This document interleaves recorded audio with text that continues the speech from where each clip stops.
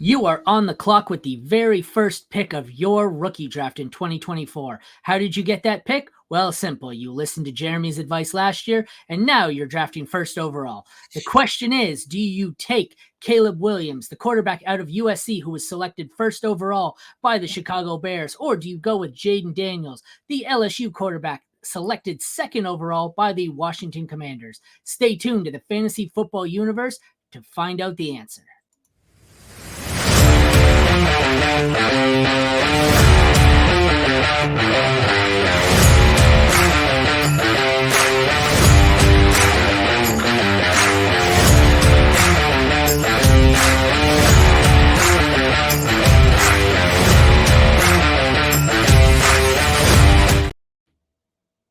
I don't know what you're talking about. I plead the fifth.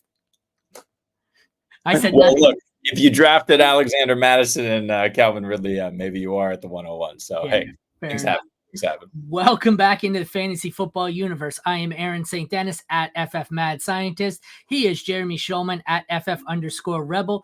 We are back with the next 2024 Rookie Faceoff in our series. This time we have the 101 in Superflex.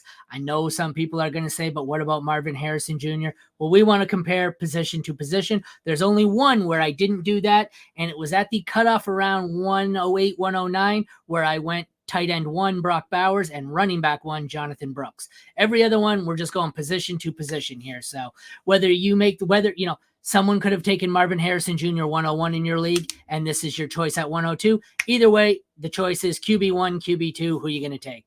If you want to see the full write-up of this, it should be out later this week on fantasyfootballuniverse.com, as well as all our rookie profiles, including these two gentlemen, Caleb Williams and Jayden Daniels. And stay tuned at the end of the video where we will link all the way down at the bottom somewhere.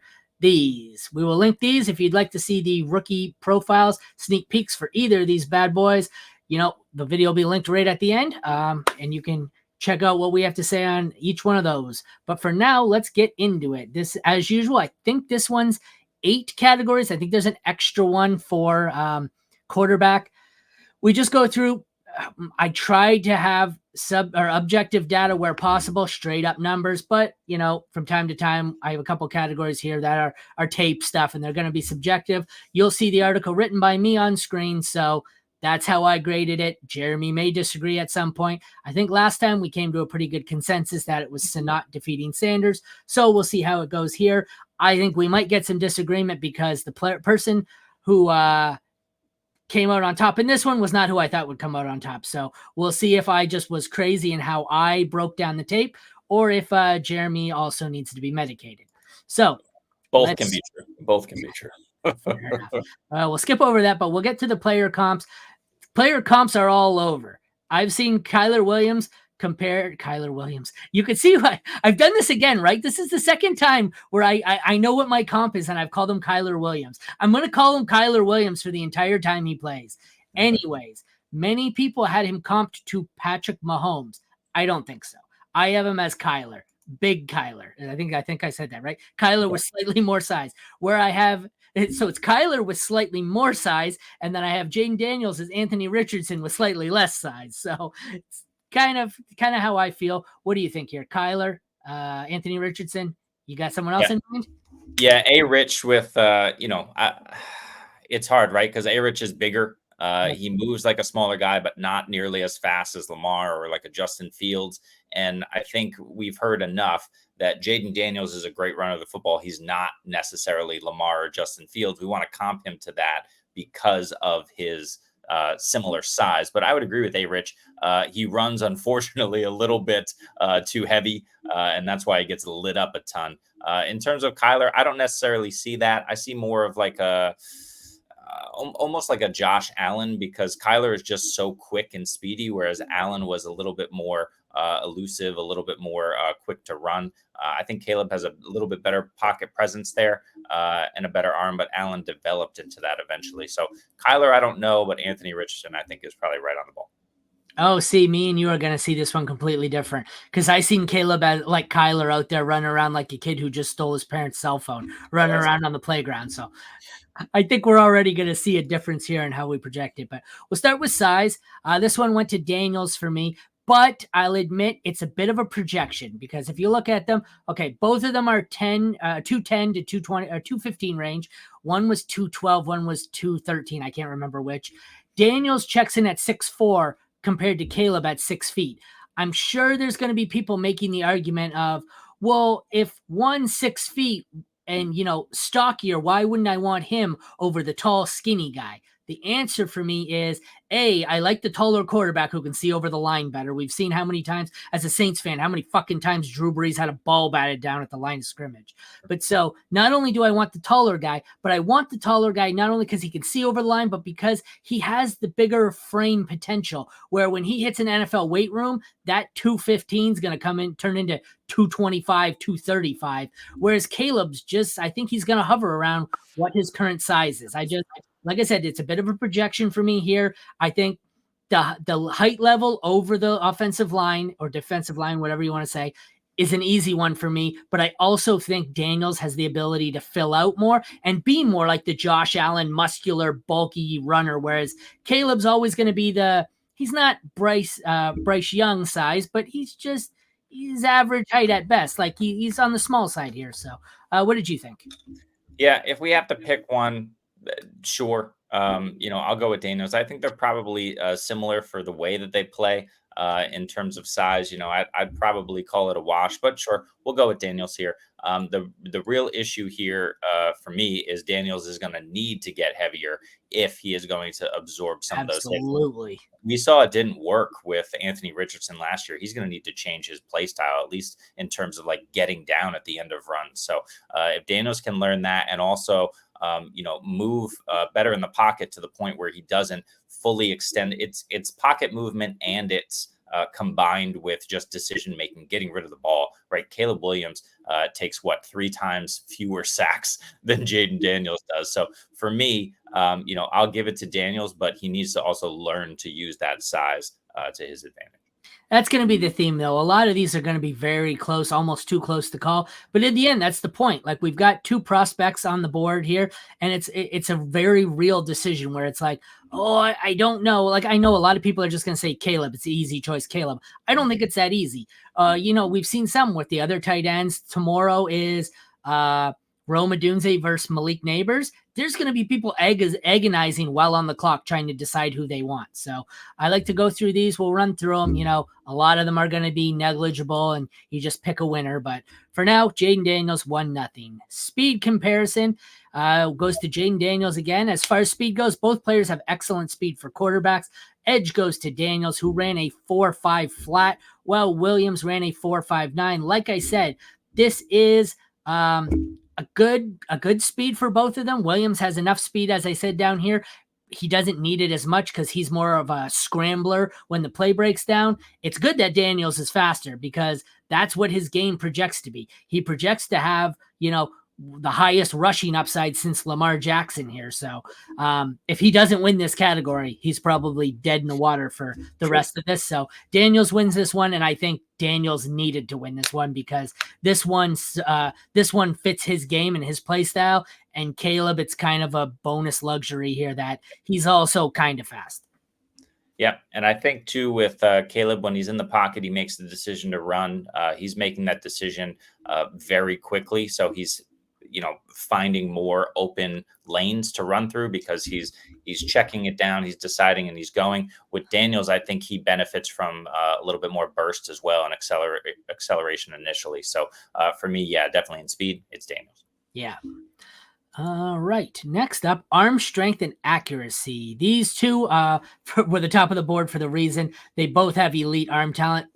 Again, surprisingly, I gave this one to Jayden Daniels. And I know this is where I'm going to lose a lot of people. Yeah. I always break this down into the arm strength and accuracy based on 3 spots: short, intermediate or medium, and deep.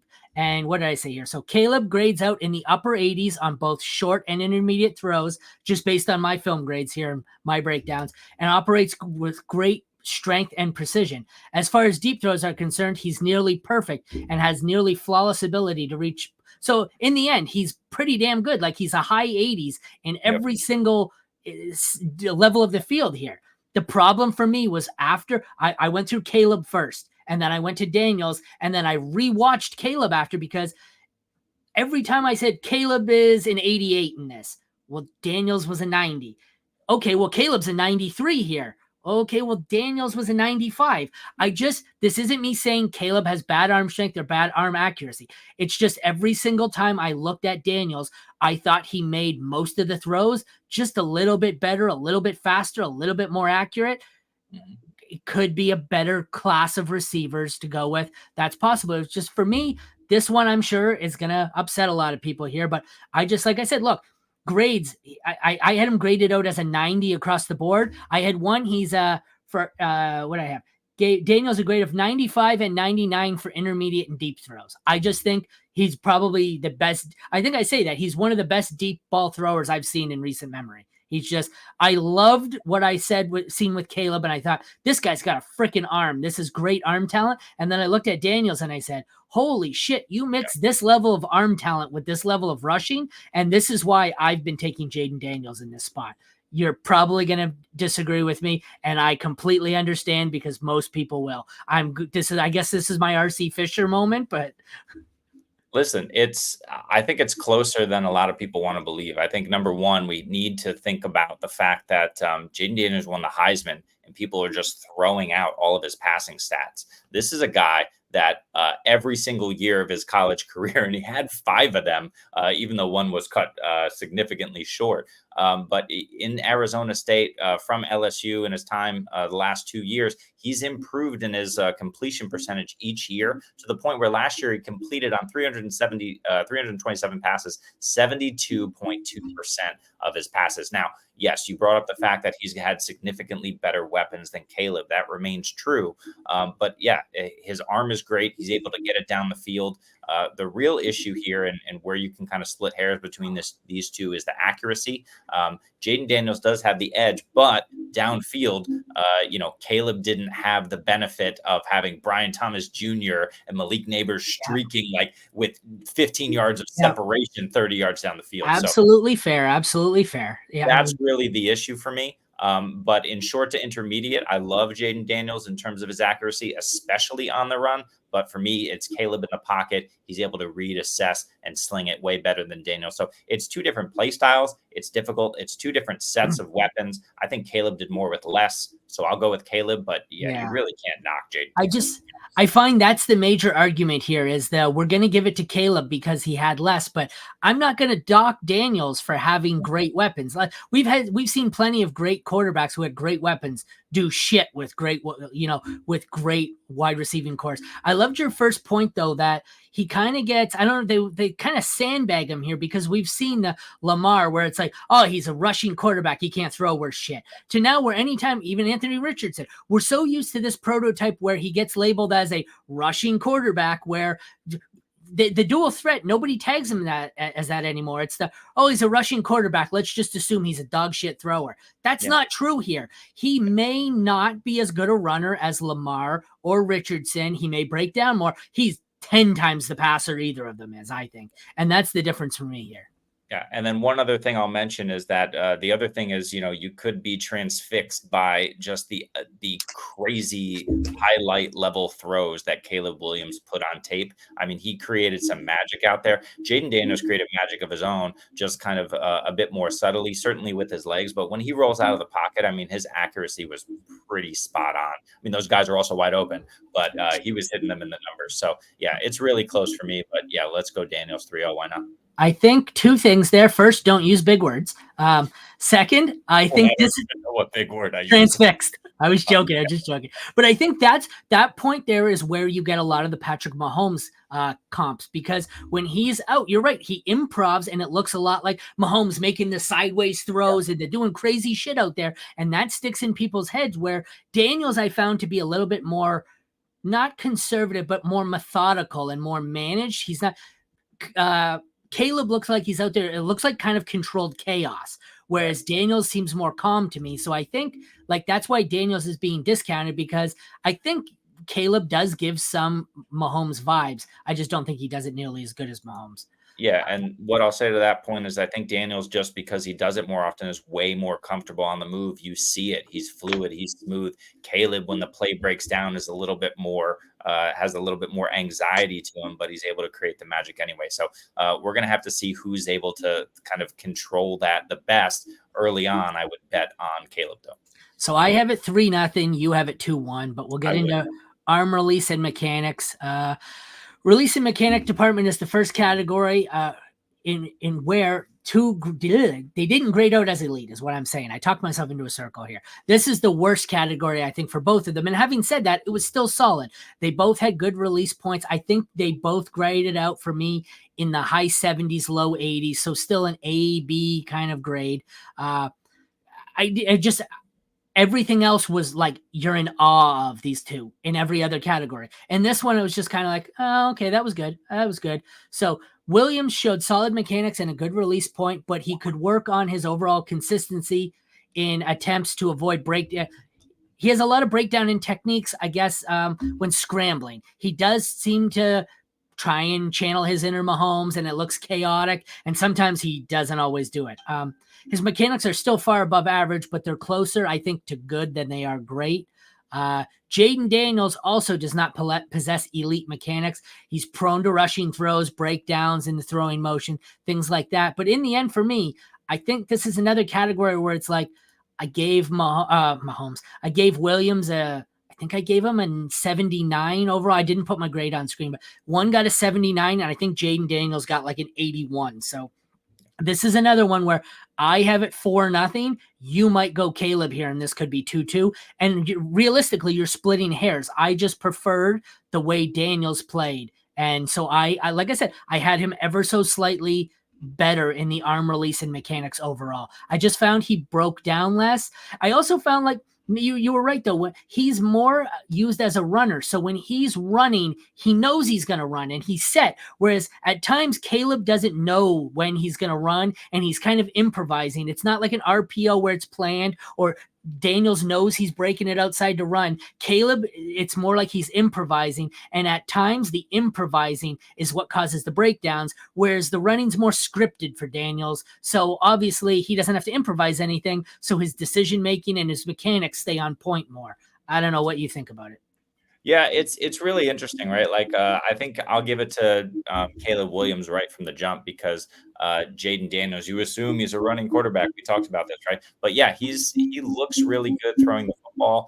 He doesn't have these, like we discussed earlier, these breakdowns and mechanics that actually work in his favor like Caleb does. I think that's kind of just a level above, where you're able to kind of throw a sidearm pass when you need to, or you're able to kind of get out of trouble and use an arm angle to your advantage. And I think that shows one step above. The thing I'll say is, currently these guys are where they are right now. But I'm trusting a little bit more in this case, the Washington Commanders, to help Jayden Daniels develop that part of his game. Tavita Pritchard is the quarterback's coach over there. He had success with Davis Mills in the past. He was a coach at Stanford for years as well.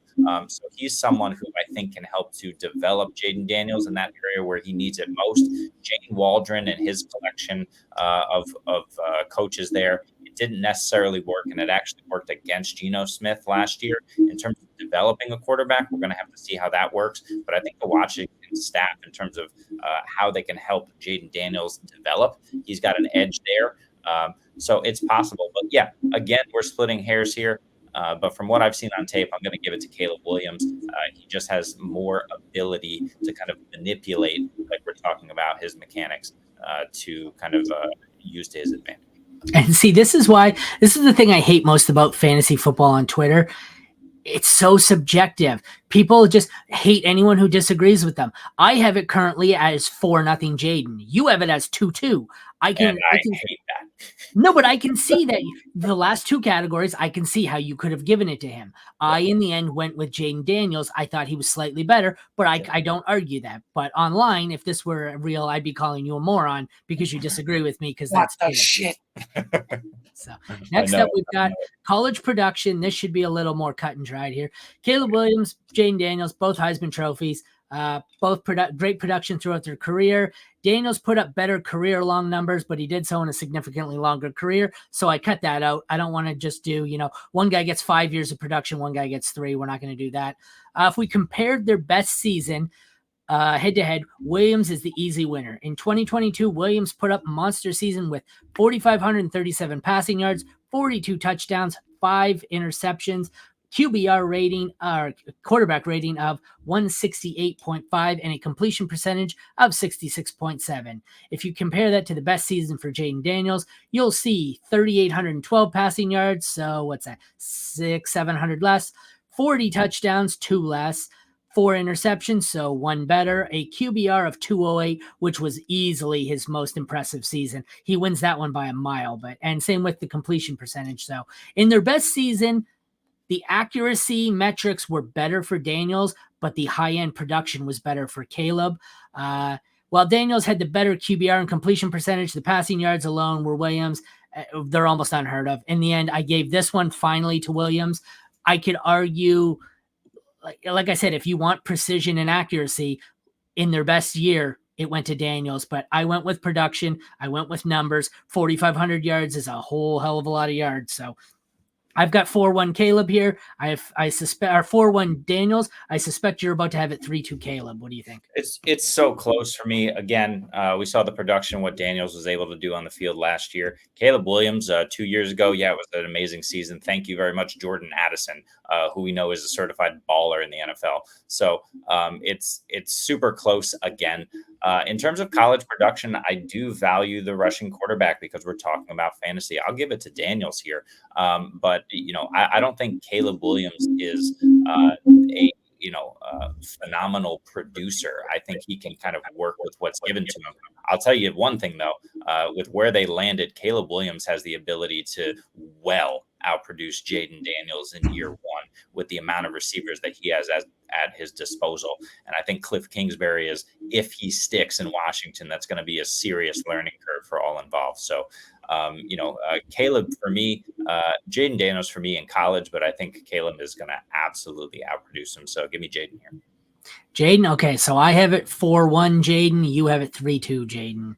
Yeah. Moving on, we have the college QBR rating, as I just spoke of briefly before. More of overall accuracy. It's not high-end metrics. We see Williams with a QBR of 86.5. Daniels put up 82.3. I was surprised that despite the huge spike in Daniels for the 1 year, overall it was Caleb better. Both put up excellent numbers, like I said. For me here, Williams narrowly edges out Daniels just in his QB rating. Any thoughts here? It's kind of just numbers. Yeah, no, it's Caleb for me. At the end of the day, what he was able to do with a little bit less. We'll go Caleb all day. So you have it at 3-3. I have it at 4-2 Daniels. To get to our last spot here, I think we both are going to agree on this, which means we're going to have different winners because you're going to go Caleb and I'm going to go Daniels. But landing spot's easy. Well, okay, so it was negligible, obviously, 101, 102. I think it doesn't matter. You're both a top 3-5 pick. You're going to get ample opportunity. Landing spot, like you said a couple of categories ago, I think the upside here with Chicago is just infinitely better than Washington. It's not to say that Washington doesn't have the potential. I think they could get there. And I don't think Chicago's, they're far from a sure thing. We've seen these teams where they bring in a whole bunch of new rookies, some new free agents. It takes some time to mesh, so they may even be slow starters, but I gave the edge here based on draft cap or based on landing spot to Caleb Williams. So I had a final score of Jayden Daniels 4-3. You are probably going to have a different score, but what do you think here on landing spot and draft capital? Yeah, it's going to be Caleb by a mile. Again, Cliff Kingsbury just doesn't do it for me. We saw him wash out in Arizona, and then he spent a year in Tahiti or some shit. So I don't know what he did. Ended up in USC with Caleb. There was a lot of discussion about will Washington trade up? Who knows, right? But Caleb Williams, as we just discussed, did not win the Heisman with Cliff Kingsbury as his coach. Instead, he goes to a Shane Waldron system. It didn't do so hot last year in Seattle. However, he's got Keenan Allen, DJ Moore, Roma Dunze, a couple of capable to good tight ends, and Cole Kmet and Gerald Everett, right? He's got a decent stable of backs, but more importantly, he's got the line and he's got the D to succeed. He doesn't need to put it all on his back like Daniels will need to, and he's going to have the time in the pocket. So for me, landing spot, a massive W for Caleb Williams. He's probably landed in the best spot a 101 has ever landed. So yeah, Caleb Williams for me, 4-3. That was a lot closer than I thought, but he deserves it. And I have Jayden Daniels 4-3. So it just goes to show you, like, in the end, they're two elite prospects. It's too close to call. He likes Caleb, I like Jayden. What I learned is in the leagues where I have a 101 here, I've been trying to trade down and get extra capital and then just taking Jayden Daniels second or third in even some leagues because Marvin Harrison's gone. So I don't think there's a noticeable edge either one of them has. So I just rather have whoever falls to me and grab an extra high second, late first in the end. So I'm going to link these two, Caleb Williams, Jayden Daniels, their sneak peeks. I'm going to link them at the end of the video. If you want to see those breakdowns, stay tuned for that at the end. Head over to fantasyfootballuniverse.com if you want to see this article. Releases sometime. By the time this one's released, the article should be released with it. You can read the sneak peeks and rookie profiles for both these players, all of our mock draft pick series, some head-to-head stuff for other players. It's all over at fantasyfootballuniverse.com. Head over, check us out. Follow us anywhere on social media. You can rate, review, like, subscribe, all that stuff. We would appreciate it. Until next time, I think our next one is not Marvin Harrison. It's Rome Odunze, Malik Neighbors. So check back tomorrow for that. Thank you all for tuning in. Take care and have a great day.